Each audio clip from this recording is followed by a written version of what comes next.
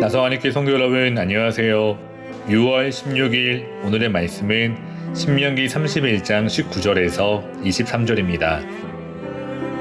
그러므로 이제 너희는 이 노래를 써서 이스라엘 자손들에게 가르쳐 그들의 입으로 부르게 하여 이 노래로 나를 위하여 이스라엘 자손들에게 증거가 되게 하라. 내가 그들의 조상들에게 맹세한 바 젖과 꿀이 흐르는 땅으로 그들을 인도하여 들인 후에 그들이 먹고 배부르고 살찌면 돌이켜 다른 신들을 섬기며 나를 멸시하여 내 언약을 어기리니 그들이 수많은 재앙과 환난을 당할 때에 그들의 자손이 부르기를 잊지 아니한 이 노래가 그들 앞에 증인처럼 되리라. 나는 내가 맹세한 땅으로 그들을 인도하여 드리기 전 오늘 나는 그들이 생각하는 바를 아노라. 그러므로 모세가 그날 이 노래를 써서 이스라엘 자손들에게 가르쳤더라. 여호와께서 또 눈의 아들 여호수아에게 명령하여 이르시되 너는 이스라엘 자손들을 인도하여 내가 그들에게 맹세한 땅으로 들어가게 하리니 강하고 담대하라. 내가 너와 함께하리라 하시니라. 아멘. 하나님께서 모세와 여호수아에게 이 노래를 써서 이스라엘 자손들에게 가르쳐 부르게 하라고 명령하고 있습니다. 이 노래의 내용은 다음 장 신명기 32장에 기록되어 있습니다. 사실 이 노래를 부르게 하라는 명령은 미래에 대한 부정적인 전망을 배경으로 하고 있습니다.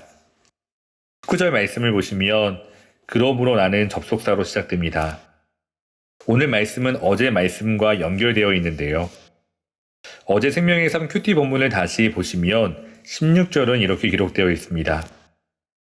또 여호와께서 모세에게 이르시되 너는 네 조상과 함께 누우려니와 이 백성은 그 땅으로 들어가 음란히 그 땅의 이방신들을 따르며 일어날 것이요 나를 버리고 내가 그들과 맺은 언약을 어길 것이라. 아멘. 앞으로 모세는 죽고 이스라엘 백성들은 가나안 땅에 들어가 하나님을 떠나 그 땅의 우상을 섬기게 될 것이라고 말씀하고 있습니다. 오늘 큐티 본문에서도 동일하게 반복되고 있습니다.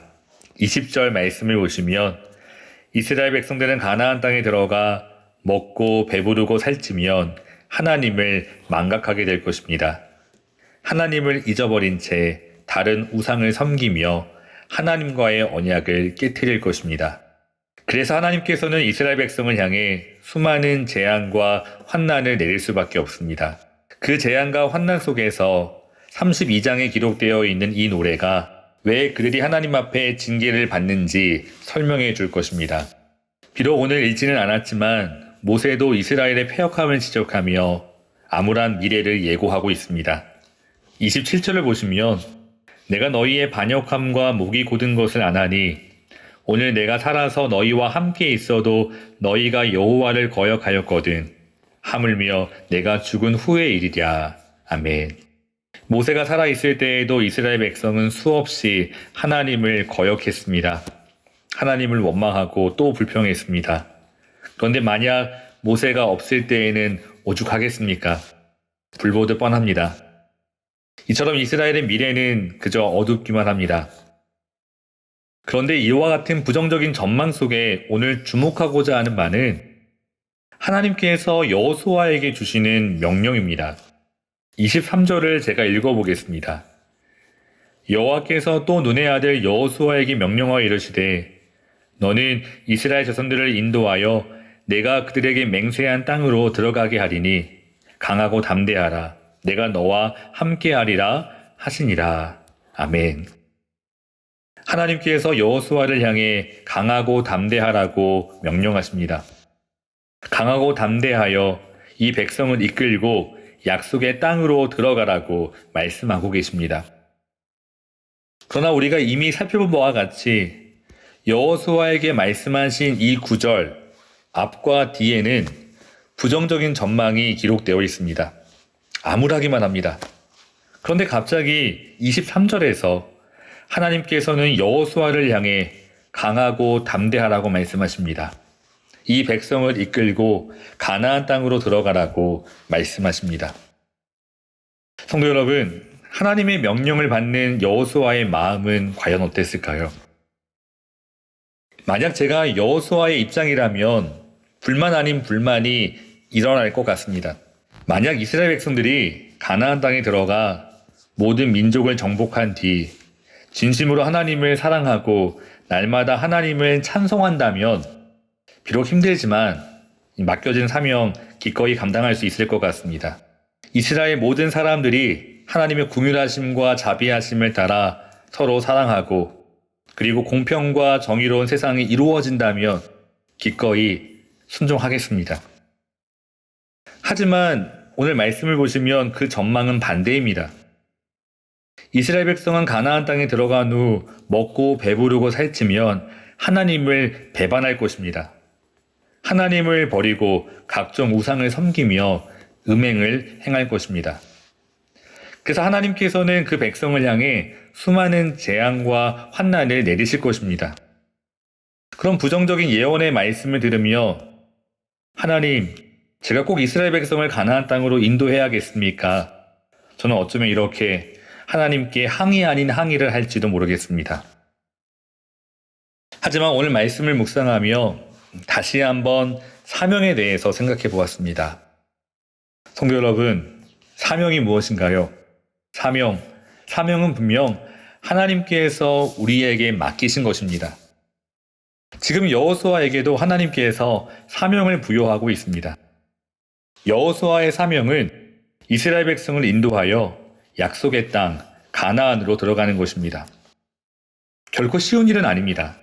하지만 여호수아는 함께 하시는 하나님을 의지하여 그 사명을 완수해야 합니다. 하지만 동시에 여호수아의 사명은 거기까지입니다. 그 이후의 일은 여호수아의 일이 아닙니다. 여호수아의 사명은 이스라엘 백성을 가나안 땅으로 인도하여 그 땅을 정복하고 각 지파별로 나누는 데까지입니다. 그 이후의 일들은 하나님께서 또 다른 사람들을 통하여 하나님의 뜻대로 이루어 가실 줄 믿습니다. 그러므로 사명 맡은 자는 오늘 내게 허락하신 일, 내게 맡기신 일에 충성하며 최선을 다해야 합니다. 제가 개인적으로 좋아하는 성경 본문 가운데 하나는 이사야 6장입니다. 이사야 6장에서 선지자 이사야가 하나님께 사명을 받습니다. 이사야 6장 8절을 제가 읽어드리면 내가 또 주의 목소리를 들으니 주께서 이르시되 내가 누구를 보내며 누가 우리를 위하여 갈고 하시니 그때 내가 이르되 내가 여기 있나이다 나를 보내소서 하였더니 아멘. 성도 여러분, 상상만 해도 참 가슴 벅찬 장면입니다. 그런데 이 이사야의 그 부르심과 또한 그 응답 이후에 주어지는 말씀을 잘 이해할 수가 없습니다.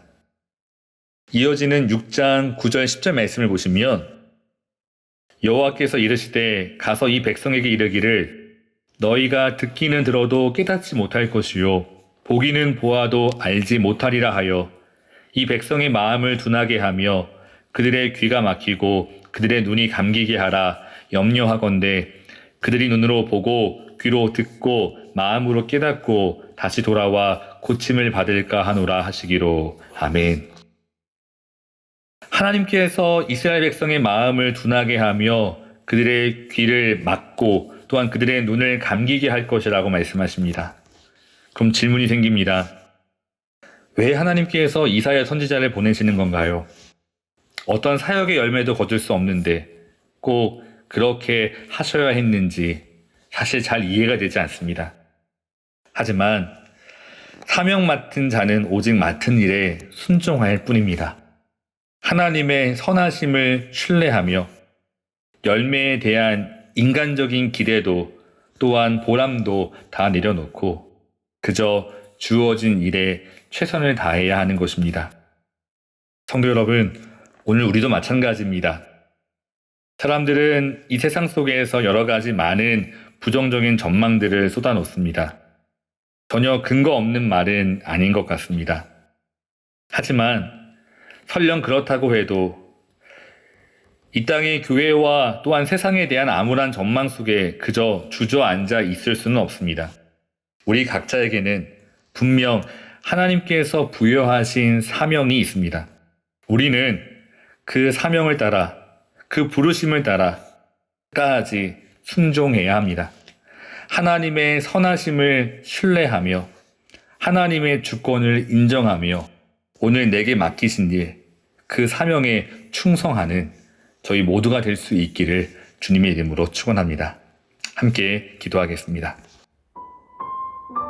사랑의 하나님, 오늘 우리를 하나님의 자녀로 불러주시고 또한 충성되이 여기사 사명을 맡겨주심에 감사드립니다. 주님, 예수님을 통해 우리에게 베풀어 주신 그 은혜에 감사하며 우리에게 주신 이 사명 끝까지 잘 감당하게 하여 주시옵소서. 우리의 힘과 능력으로는 할 수 없습니다. 하나님의 능력으로 이 사명 끝까지 감당할 수 있도록 우리를 지켜 주시옵소서. 예수님의 이름으로 기도합니다. 아멘. 나성환님께 성도 여러분, 오늘도 믿음으로 주신 사명 잘 감당하시기를 축복합니다. 감사합니다.